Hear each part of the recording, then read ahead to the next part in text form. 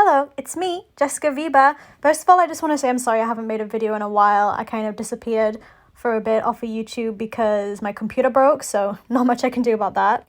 But I wanted to make this video on my opinion on every non-Asian K-pop idol that has ever debuted, because I feel like I've made videos on like most examples of this, but I've never really said like all of my opinions in one video, or you know, some of them have changed. So I thought this video would be fun to do, and I feel like it's a bit of a controversial topic and it would get me clicks. So yeah, the reason I put kinda there is because there have been like cases where some people are part Asian, not fully Asian and stuff like that, so I thought, you know, kinda, but we'll get to each example when it comes. So let's get into the first one. First, let's talk about Exp Edition, and one of the members I know, Koki, is part Japanese, so he is, you know, the only member who has Asian descent, I think. For me, it always seemed like Exp Edition just looked old enough to know better. I don't know how old they actually are, but they look old enough to know better. And for me, they didn't do necessarily anything super wrong, like say Ollie London, but there were times where I feel like they would try and play up a stereotype, which I thought was a bit shitty. But I don't know if they were acting that way because they were surrounded by Korean culture and they thought that was the right thing to do, or what. But regardless, I think Exp Edition were pretty harmless. Their music isn't really that good to me, and it kind of just sounds like, I don't know, noise pollution. It's not necessarily bad, and I don't think they're necessarily untalented, but I don't know, it just kind of sounds like pots and pans to me. Yeah, I just didn't vibe with any of their music at all, and I just think these grown-ass men trying to kind of get into the K-pop industry the way they did just looked a bit funny, because it's always just funny seeing white men act weirdly online, and that is definitely what they did. Overall, pretty harmless though, and I don't really care about their existence. Next up are Catchy, and I think a lot of people kind of thought that I like hated Catchy because of my initial video on them, but that was never the case. When Catchy debuted, I was just kind of like, what is this? And there were so many lies going around about them. And, you know, me and Johnny, like, believed them because there was just so much. But, you know, gotten to know that most of the stuff about them isn't true. And I will say that I think their first song wasn't very good because of the way it was mixed. And I do think what Johnny did to the song and how he mixed it and, like, you know, did all the stuff with the audio, like, he made the song really good. I feel like there was so much potential with their debut song that they just weren't able to get because of those audio issues. The second song they did was way better, and it reminds me of this one Skepta song called Shutdown, actually. Just a random side note. So yeah, through Johnny and just, you know, meeting a few members myself, I have come to like them and be, you know, a little bit of a fan. So I do like Catchy, and I'm excited to see what they have in the future, because I feel like most of their work is improving by each release. So yeah, pretty cool.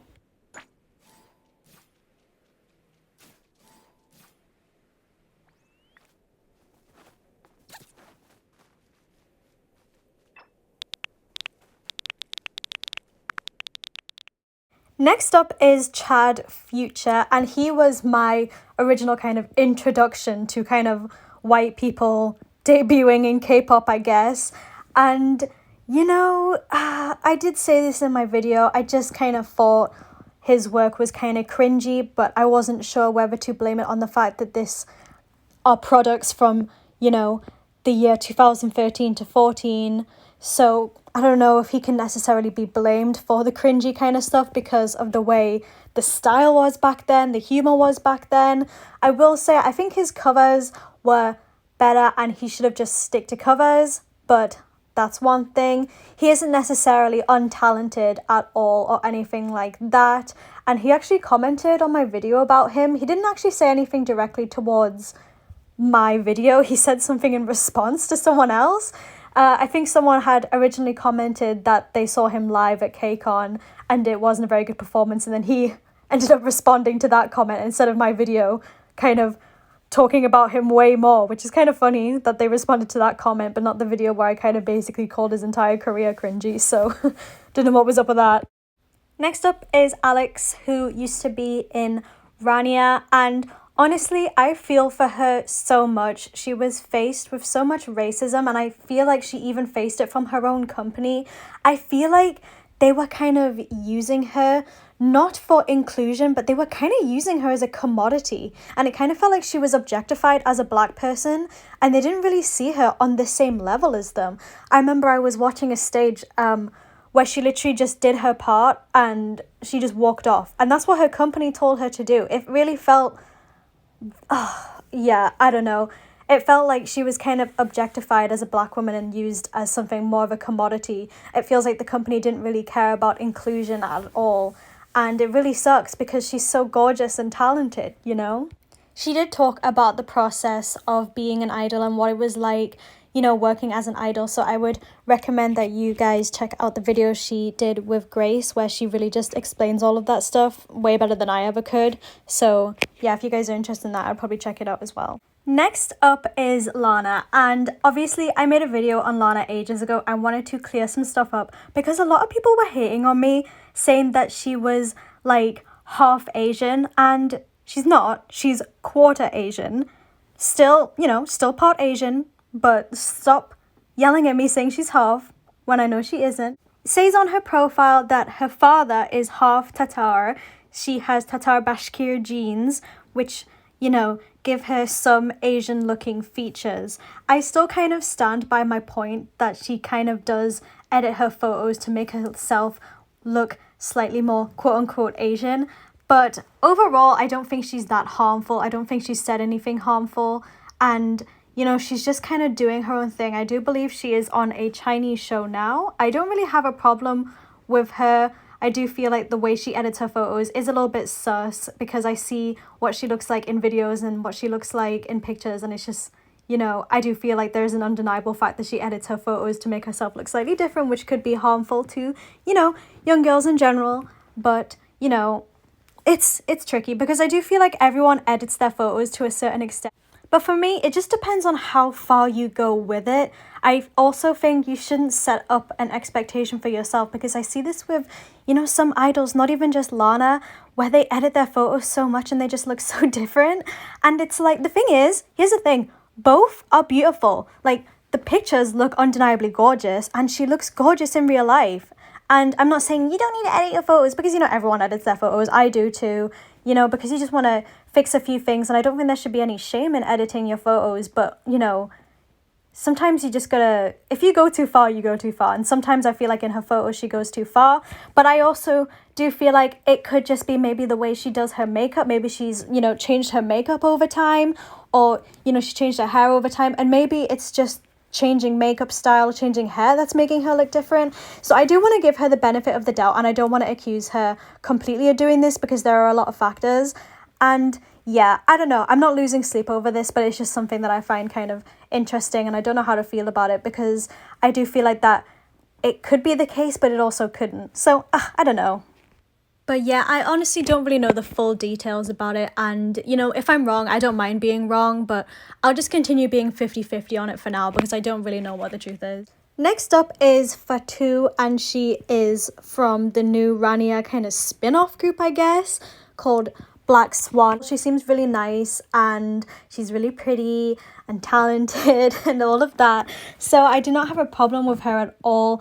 I do kind of worry, since she is from the same company that Alex used to be from, because I just get worried, because it just feels like if Alex didn't get treated with respect, then, you know, will Fatou? Like, I really don't know, and it sucks, because I'm also scared that she's going to be put in this kind of commodity road the way that Alex was, and I just don't want that to happen. She is actually fluent in Korean, so that's the difference between her and Alex.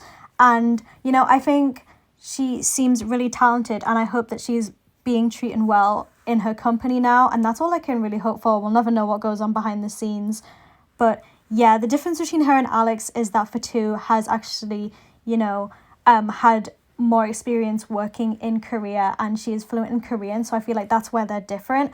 But if you actually watch the video where Alex talked about her debut and stuff, like, there was a lot of stuff on the company's fault, which was kind of unorganized, and they didn't really, you know, aid Alex the best in terms of her not being able to fully speak Korean. And it feels like, you know, they kind of set Alex up to fail, which kind of sucked. But hopefully they will do a better job in managing Fatou, because I want to see, you know, gorgeous black women thrive in you know, a not very diverse community.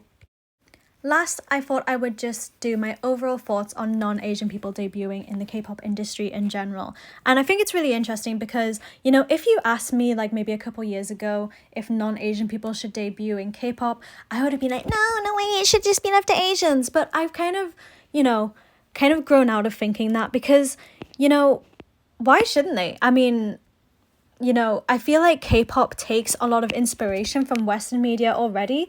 There have been so many times where K-pop music has been inspired and has sometimes appropriated Black culture. So it's like, well, if K-pop music can take from other cultures and be inspired from other cultures, then other cultures should be allowed to, you know, debut in the industry as well. I don't really see why it would be a problem to let, you know, non-Asian people debut in K-pop because it's not really harming anyone. This being said, I feel like there's a certain way to go about it. I feel like you shouldn't go out of your way to act stereotypically Asian or anything like that. And that's where I would see a problem because, you know, if you act in a stereotypical way, I just think it's problematic. But if you're cool and, you know, you work hard and you're talented, then cool, you know? Like, if you have a problem with, you know, people who aren't Asian debuting in the K-pop industry, then, I don't know, don't listen to their music, don't pay any attention to them, don't give them any of your time.